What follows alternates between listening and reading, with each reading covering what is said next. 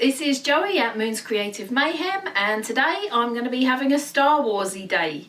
I've got some Star Wars pins that my auntie and uncle bought for me years and years ago when I went to Disney World, and they're so nice. I've always wanted to find a way to display them.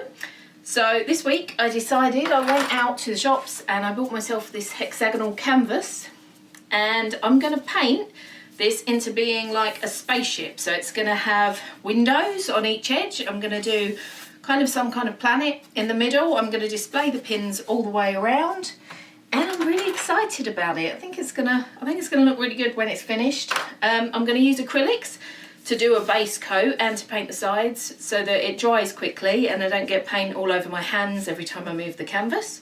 So we're going to go in with acrylics first, and then I'm going to paint oil over the top just to make it look better and so I can blend, because I don't really like using acrylics. And yeah, let's see how this goes.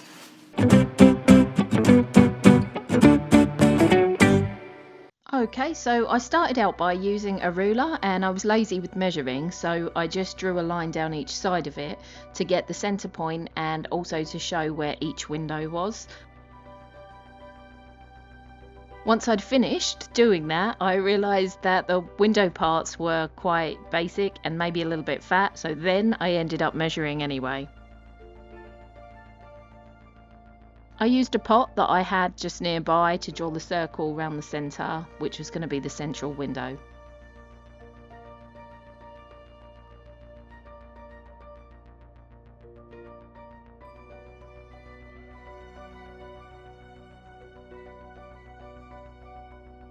I decided to paint everything on in acrylic first, just to get a base behind the oil paint. Oil paint can take ages and ages to dry, and it does drive me a little crazy if I'm honest. So I got everything on basically in the acrylic prior to starting with the oils. It was really nice that I actually found a hexagonal shaped canvas. I got it in the works, and when I'd gone in I was just looking for 3 rectangles that I was going to do each one as an individual Star Wars window with the character, but I thought it looked a lot more spacey to have the hexagon shape.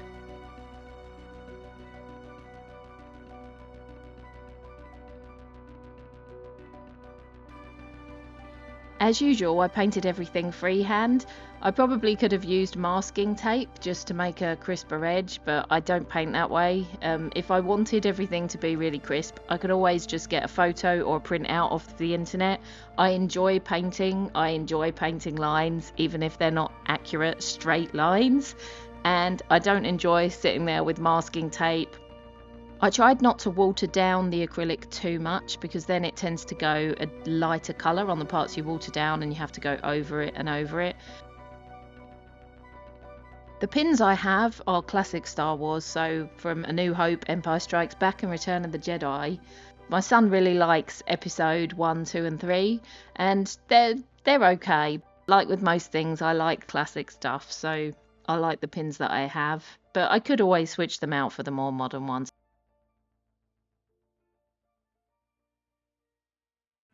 I did have to do a few coats of both the black and the grey.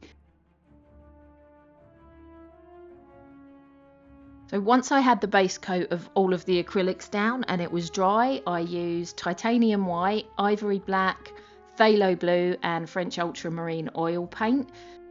The first thing I did was I used Bob Ross liquid clear to go over each of the black parts so that the paint would blend onto the black.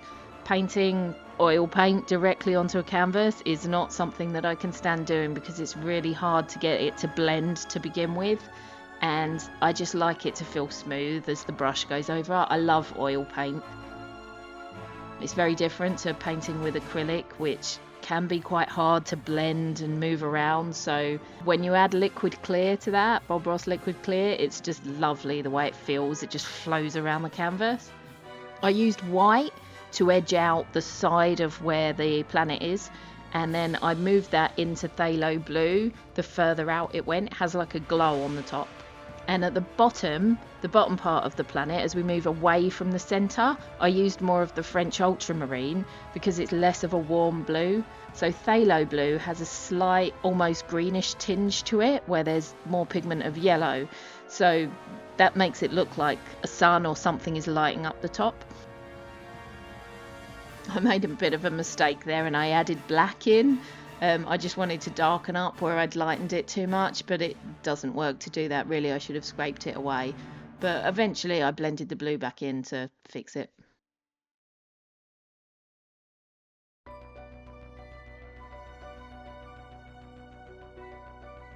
I used a flat brush on top of what I'd already done just to make it smoother and take out the brush marks a little bit.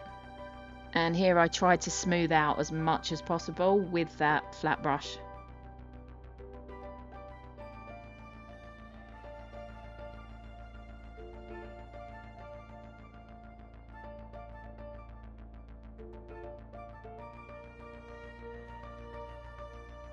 I put the paint in quite thick for these parts that were the white. They're kind of clouds and parts of land on the planet, so they'll take longer to dry. Oil paint is my favourite type of paint because you can make as many mistakes as you want, and the oil paint, it just moves. You can just move everything to where you want it to be. It takes days to dry, so it can be a bit frustrating when you want to paint on top and then it starts blending instead of sitting on top of the paint. But it's lovely because it's so forgiving that you can make mistakes. With gouache and acrylic, it's not so easy to make mistakes and then fix them.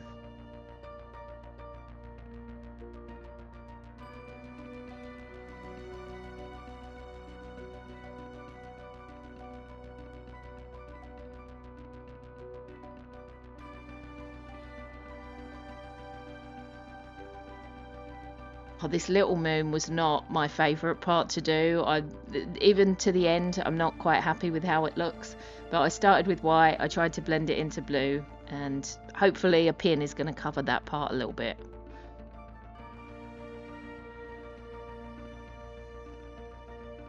I put black oil paint on top of where the liquid clear was as well, just so that it wasn't a see-through layer of liquid clear. It was lovely painting with a hexagonal canvas because I could just keep turning it, whereas especially if you have a long rectangular shape, you have to lean your arm straight up to the middle or to the end section, and that's when I tend to smudge everything. But because it's a nice little hexagon, I could just keep turning it to avoid getting my arm in there.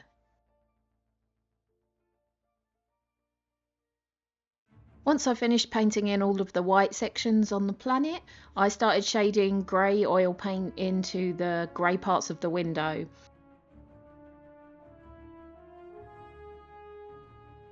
I tried to keep it to black on one side, white on the other side to make it look 3D, but I striped some white and black through the central parts as well. This was really just random for me. I wasn't doing it in any kind of a measured way. I just wanted different shades of grey in these sections.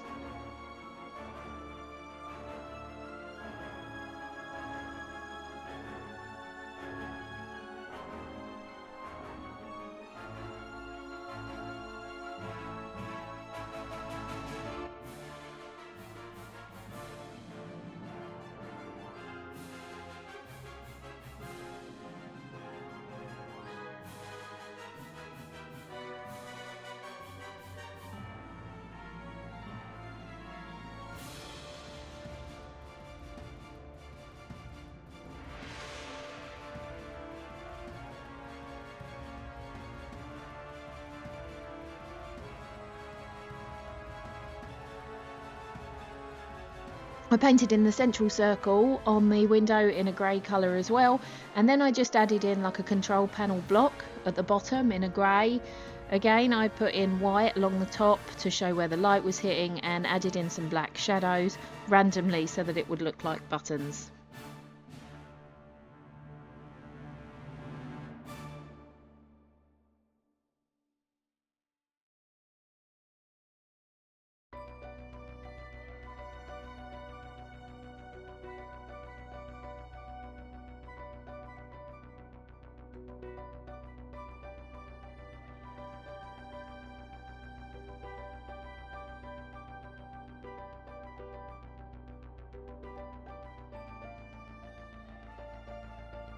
Just to add something interesting across the middle section of the window, I drew some black dashes that went all the way around the circle. I tried to keep them generally the same length and the same distance apart, but this isn't incredibly accurate. Again, it's just fun to draw. I highlighted in where the light was hitting those sections in white.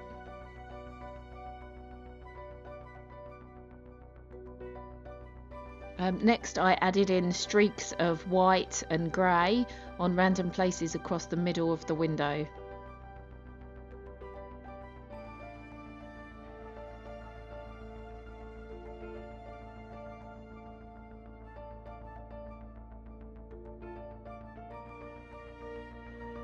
I carried on adding in random lines along the outside edge as well, so lines of dark grey, light grey and white, black, just different shades so that it looked more 3D and interesting, not just a solid block.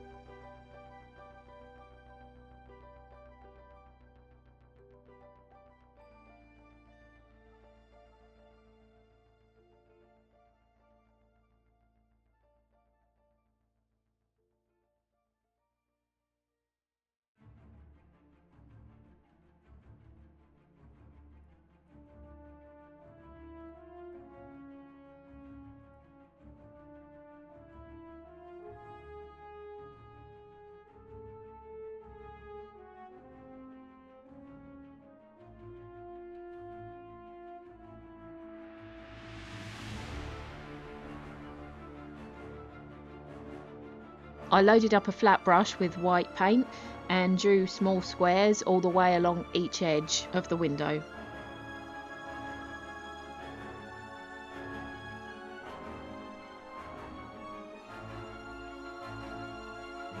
I added in shading for each square along the window sections just to make them look a little bit more 3D.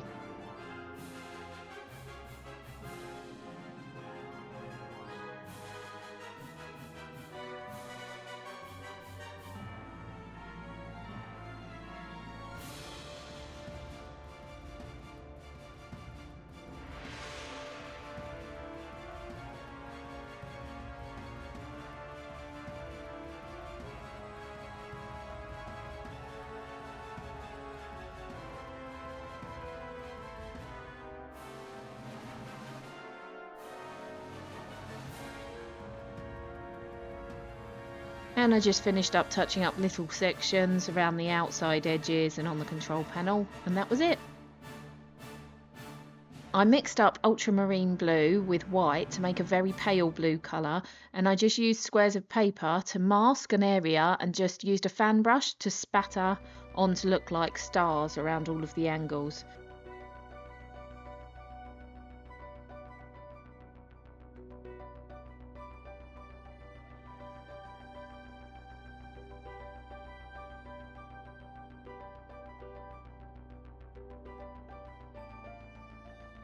Once I was finished and everything was dry, I varnished the whole painting. Okay, so now I've finished painting this and I've varnished it all up and I'm ready to stick the pins in it. Someone actually said to me, why would you do a really nice painting and then ruin it by sticking pins in? Which is a little bit scary, to be honest, but I think it's going to look good, so we're going to see how it goes. I'm going to stick the pins in it now.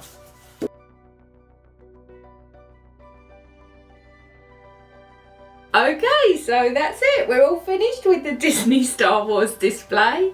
I hope you enjoyed watching and it's given you some ideas for any pin displays of your own. If you like the video, don't forget to like and subscribe. It's really useful to the channel, and give us any ideas in the comments or any of your own tips or things that you'd like to see, and that'd be great, wouldn't it, Mooners? Alright, thanks for watching. See you next time.